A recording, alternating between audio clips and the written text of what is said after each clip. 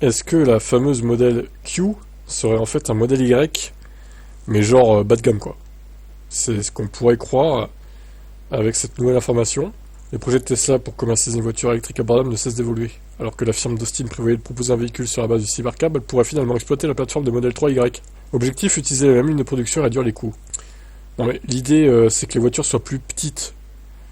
C'est trop gros un modèle Y, n'importe quoi là. Avec le ralentissement des ventes, Elon Musk et ses équipes ont constaté que les lignes de production du modèle 3Y commençaient à être sous-utilisées. Le constructeur pourrait donc utiliser les bases de ses véhicules pour développer une Tesla moins chère. Un genre de modèle Y dépouillé. L'engin pourrait être fabriqué dans l'usine de Shanghai. Donc c'est un média chinois 36KR qui dit ça. Je sais pas si on doit prendre ça pour argent comptant ou pas, mais bon. Le modèle 3 low cost avait été lancé l'année dernière au Mexique. En apparence, rien ne changeait, mais à l'intérieur, il y a des nuances. La marque a supprimé l'écran de la deuxième rangée, la bande d'éclairage d'ambiance. La bande d'éclairage d'ambiance, c'est peanuts, quoi.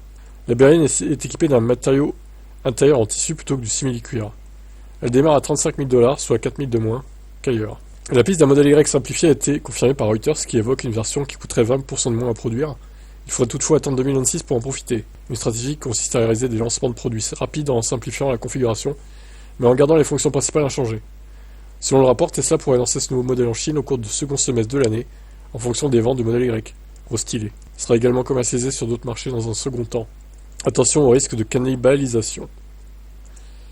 Ouais, mais encore une fois, si c'est la même dimension qu'un modèle Y, je vois pas l'intérêt, quoi. Enfin, il faut faire une voiture plus petite, moins large et moins longue. Surtout moins large, en fait.